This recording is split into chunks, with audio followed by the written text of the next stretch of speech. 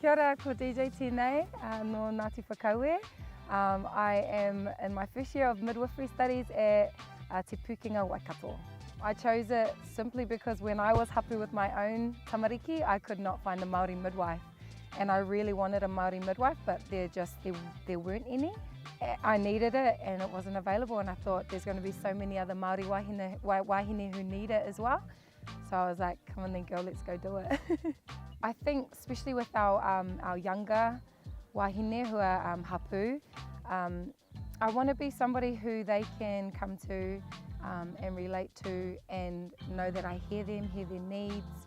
I think I can be that. Yeah, I love to help younger women who were like me. I was 22 when I had my first baby, and I needed guidance, and I don't think I really got that from a Te Ao Māori view, and so I hope that I can provide that for young women too.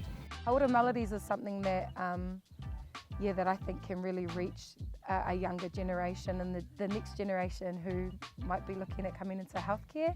I think it's an amazing kaupapa. I'm so proud to be a part of it.